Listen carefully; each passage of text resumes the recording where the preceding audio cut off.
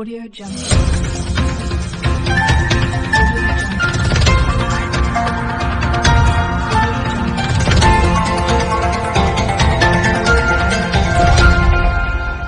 Audio Jungle.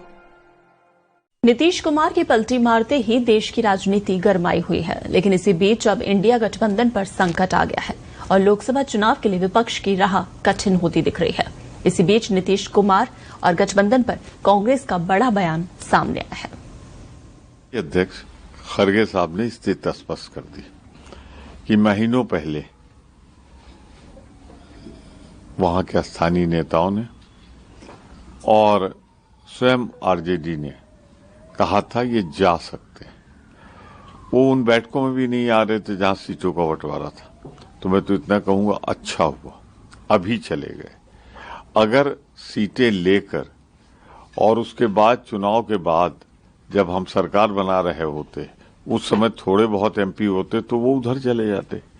तो अच्छा हुआ, अब हमारे सामने खुला मैदान है, स्थिति स्पष्ट है। हम उन सारी सीटों पर लड़ेंगे, मजबूती के साथ लड़ेंगे और इंडिया गठबंधन सरकार बनाएगा।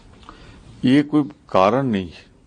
अभी तक नीतीश बाबू ने ये नहीं बताया कि उन्होंने इस गठबंधन को बनाया क्यों था और गठबंधन तोड़ा क्यों।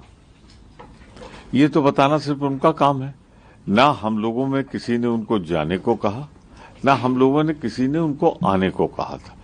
अब तो पूरी तरह पर एक बात से मन जनता की नजरों में राजनीतिज्ञों की छवि इसीलिए गिरती है।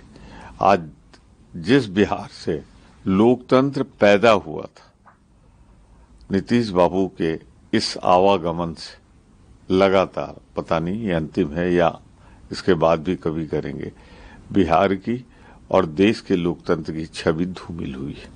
ओवैसी साहब उतने ही बोलते हैं जितना नागपुर से लिखकर उनको दे दिया जाता है। आप मुझे एक बात का ओवैसी साहब पहले जवाब देते, क्या कभी आपने पड़े वोटों का गणना की है जो पिछले चुनाव में? अगर आपने बीजेपी की मदद न की होती, वोटों का बंटवारा न किया होता, तो लगभग 24 सीटें आरजेडी और कांग्रेस के गठबंधन को और मिलती।